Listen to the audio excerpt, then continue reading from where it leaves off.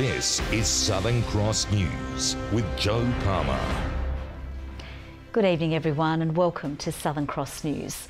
The state government has threatened legal action for defamation after the release of federal court documents into the Cricket Australia sacking. Angela Williamson alleges she was fired following discussions between her boss and the government. But the Premier and Cricket Australia have outright refuted the claims. Serious allegations revealed. New court documents allege a Cricket Australia employee was sacked following intervention from senior politicians. Angela Williamson was terminated from her government relations role after she used Twitter to criticise the government. Miss Williamson was sacked in June. Allegations today that her boss Nick Cummins had earlier spoken with the minister by phone. In the documents, she alleges that Cricket Tasmania said its board considered her role untenable and that she had been told she'd damaged her relationship with the government. But Cricket Australia disputed this, saying the allegations against them could not go unchallenged.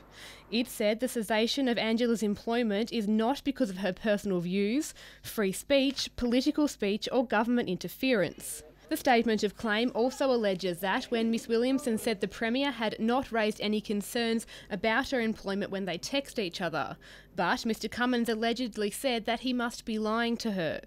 The Premier outright refuted those claims and is now considering legal action against what the government claims is false statements reported as fact. The allegations made today are untrue and are a complete misrepresentation of what took place. That at no stage has any member of the government asked for any action to be taken in relation to Ms Williamson. Health Minister Michael Ferguson was scheduled to front media this afternoon, but cancelled the appearance. Now there are calls for both MPs to step aside until the matter is resolved. That is a very, very serious allegation, and it's a really serious matter for the Premier to front up to. This is an appalling display by the government, and the only thing that can happen now is that the Minister for Health has to step aside, as does the Premier, until the matter is resolved by the Federal Court. The case continues. Michelle Wisby, Southern Cross News. A little Tasmanian girl has gone above and beyond to help drought-stricken farmers in New South Wales. Emilia Chipman from Devonport says she was overwhelmed seeing the drought's impact on the news and decided to join forces with several local businesses to help. Emilia Chipman may only be 8, but what she lacks in age, she makes up for in pure love. Inspired by seeing the struggles of Aussie farmers on the news and wanting to help, she took to Facebook and asked local businesses to donate. It was like a Monday or a Tuesday morning, and I was like, I'm not getting dressed. They were saying I love it, you're awesome, lots of different things like that. And with her proud mum by her side, this is the final outcome. Toiletries, they also have some pamper products, some socks and scarves, and every pack has a letter from either a school child or an adult that's been involved in the project, just to provide some emotional support. What's more is they've also coordinated truckloads of hay and potatoes to help livestock. The convoy is entirely donated, with fuel, transport costs and drivers' time all given voluntarily. We made a few calls and everyone was keen to help out, so we pulled together a fleet of 7 trucks and loaded them up with hay and spuds, and here we are today. The care packs are all Tasmanian produce, with jams, crisps, spreads and chocolate, all hoping to make a small difference.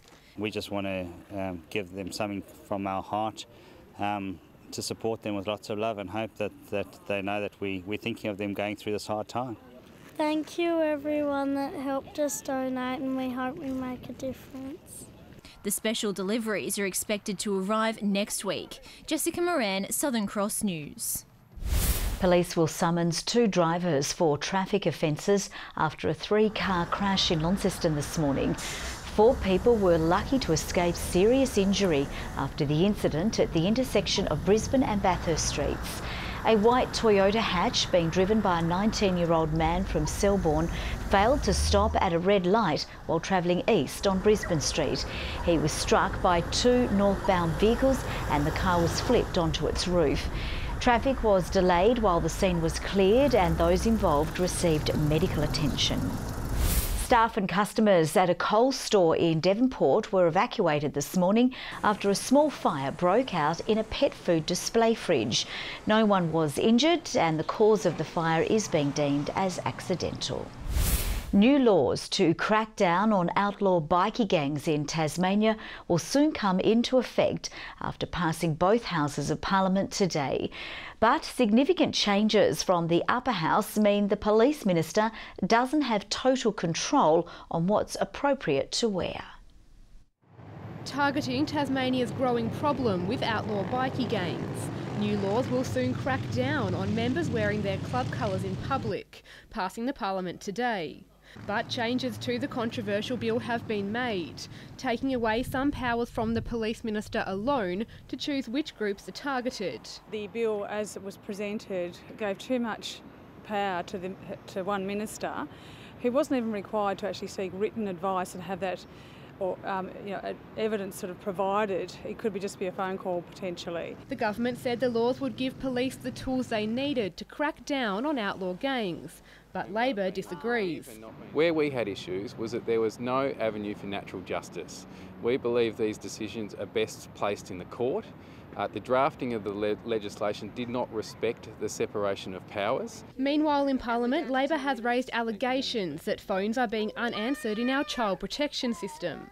They say children could be at risk and there are now not enough staff free to answer the phones. It's doing a disservice to vulnerable Tasmanian children by not having active phone lines, by having an under-resourced staff that have unmanageable caseloads. The minister reaffirming his commitment to protecting vulnerable children.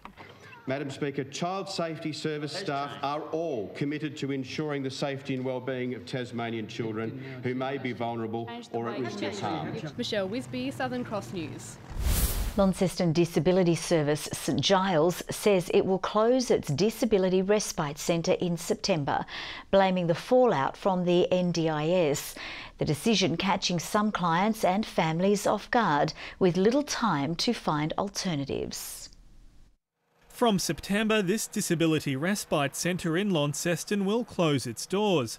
St Giles says it's a victim of the NDIS shake-up as the landscape of disability care continues to change. Other services working with affected clients and families say it's left them shocked. They were distressed to begin with because a month's time doesn't give them enough, and they felt rather frightened. St Giles wouldn't comment today about the decision. However, in the letter to families said it had been an extremely difficult decision and that the service had hung in there to explore every option and that running the centre had become financially unstable due to lack of demand. The NDIS remained a major talking point at a mass gathering of the sector today in Hobart at an expo connecting people with products and services, with some expressing worry over the centre's closure. It's a concern because it puts people who depend on those services with fewer opportunities to be able to get the services they need. But there's still support for the choice the system offers clients. The NDIS is really important for people because it actually does give them genuine choice and control, and they can work with planners. They can actually think about their life and what they're wanting to achieve. Sean McComish, Southern Cross News. Some of our community leaders are braving the cold tonight, taking part in the Salvos Sleep Out in Hobart. 50 people will be sleeping outside the Grand Chancellor, including Parliamentary Speaker Sue Hickey and 9-time participant Rob Valentine. It's got nothing on the experience that people who are homeless actually have when they're out on our streets. It's really just a taste of actually what that might occur. The event aims to raise $50,000 for the Street to Home community outreach program, which works with the city's homeless. There is still much more to be done in the fight against sexual harassment in the workplace. The Federal Sex Discrimination Commissioner has told the Hobart Include conference that the issue affects 1 in every 4 women. A timely conference with the glass ceiling and sexual harassment still major issues in the workplace. What we're seeing demonstrates that we've still got a really long way to go with regards to gender equality. Kate Jenkins says a 2012 survey found 1 in 4 women and 1 in 6 men had experienced it. But due to sensitivities, it's often underreported, so she says those figures are probably much higher. That we need for people to more engage with the understanding that you can't sort of dismiss or excuse other people's behaviours, and that everyone will be better off. So I think employers need to start having better conversations with their staff. Those impacted urged to share their story. So that's all part of, creating that culture whereby people do feel empowered. And we're seeing, that through the Me Too movement. I think all of these pieces are really critical in terms of us moving forward. Consultations for the National Sexual Harassment Inquiry will soon happen across Australia, including in Tasmania on the 26th and 27th of September. And then we'll be looking at global research. We're trying to look at what the best practice is rather than complaining about the problem. Louise Hedger, Southern Cross News. Tasmania's tourism industry is set to welcome another player, with a new seaplane company soon to take adventurers to the sky and on the water. The options are endless with other opportunities, namely restaurant and hotel transports. We've got the support of Pump House Point here today. They've been very supportive, as well as Stewart's Bay in Port Arthur and Mona as well. Above and Beyond will launch from Hobart in November and start by taking passengers on scenic flights around Hobart and Port Arthur. Some of Tasmania's newest arrivals and the disability sector have joined forces to upskill the workers of tomorrow. 11 migrants from around the globe today graduated from the 3-month course in age and disability care. I want to experience more working with disability in aged care, and because in the future as well I want to focus more in disability, so this is a good step for me to start. Graduates marked the achievement with some cross-cultural celebrations. Now let's take a look at the day's business and finance news with thanks to Tasplan, your local super fund. The Australian share market closed flat, falling back from a new post-GFC intraday high after a late slump in banking stocks. The ASX 200 index has dropped by 0.4 points. A short time ago, the Australian dollar was trading at 72.9 US cents and 62.26 euro cents. Things are heating up ahead of Lauderdale and Launceston's do-or-die finals clash as both sides head in with big points to prove. And with the Bombers expected to come out physical, the Blues coach says his men won't be shying away. There's no shortage of respect between the clubs. They've got winners on every line, so we're going to have to be at our best, if not a little bit above our best for the whole game. In a slight boost for the Bombers, Saturday night semi will be played at Utah's stadium, not the Blues' Windsor Park Fortress. We can move the ball really well into space, like they can. So I think it's, will come down to a lot of defensive pressure, who can shut the opposition down the best. So we'll certainly look to get our prime movers running and carrying and breaking lines and really stretching them on a big surface. Much has been made of the quality of Launceston's list this season. A maturity level and understanding through all age brackets, and mix that with a lot of talent, guys like Chase Jones and Brody Powerful, Jake Hines, Tim Auckland. You mix that combination, you get a very potent football team. But in true Lauderdale fashion, Winter says his men are up for the fight, while Lonergan is adamant his Blues won't be bullied. Like sons to you, the players, and you certainly want to be with them and hopefully get on a journey where it'll be remembered for a long time. Certainly someone like a Dill Riley, he'll stand up for any one of our young guys, regardless of what's on the line, whether he misses 3 weeks or 4 weeks in the next month of footy and potentially misses the grand final. Dill Riley and guys like that will stand up for players and they won't cop anything. Northern Territory recruits Timothy Mosquito and Henry Karanau have been electric additions to the Bombers list and could prove the X factors, having sacrificed a lot to be here. I left my wife and kid back home, and it was really hard coming down, but I just wanted to try something different. The winner setting up a clash with the loser of Glenorchy and North Launceston for a shot at the flag. Football always wins. You can get caught up in everything else, but at the end of the day, if you can play 4 quarters of football, football always wins.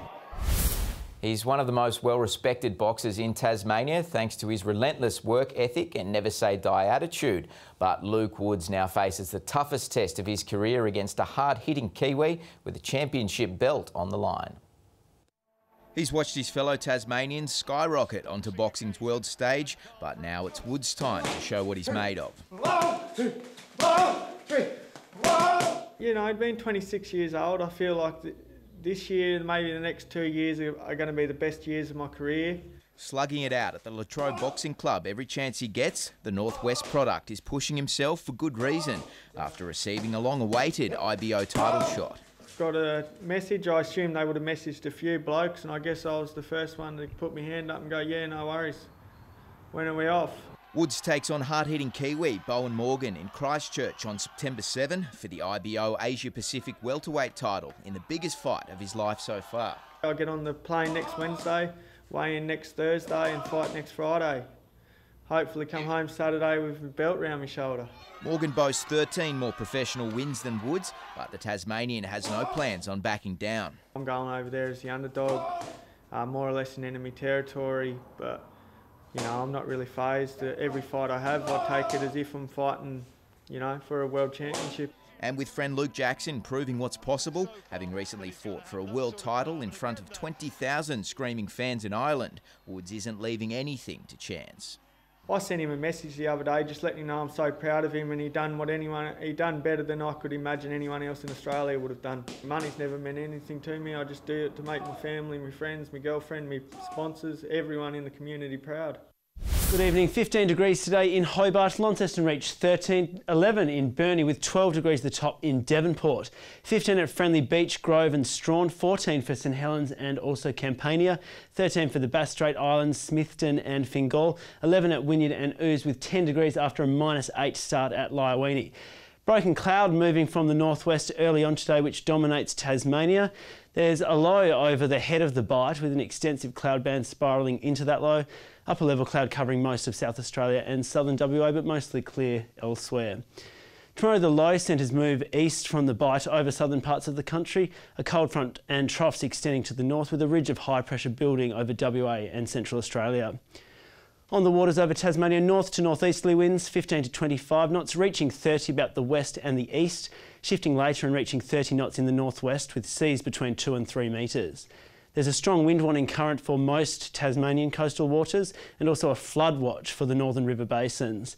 On the forecast tomorrow, 14 and early rain for Hobart and Campania, 13 for Huonville, rain and 12 degrees for Launceston, Devonport and Georgetown, rain and 12 in Burnie and Wynyard, 13 for Strawn, with rain also in St Helens and Swansea, 14 degrees, 13 for Port Arthur. Showers for the west, the south and the Bass Strait Islands throughout the day on Saturday. Possible showers elsewhere. Fine for most parts on Sunday. Just some showers in the west and the far south with possible showers in the west on Monday, but pretty fine conditions elsewhere. Around Australia tomorrow, showers and 17 degrees in Perth and also Melbourne, 16 for Adelaide, 13 and showers for Canberra, 21 in Sydney, 27 and sunny in Brisbane, 29 for Cairns. And at the moment it's cloudy and 9 degrees in Hobart and Devonport and 8 in Launceston. Back to you, Jo. Okay, thanks so much, Sam. That's all from the team for tonight. See you a bit later. Bye-bye.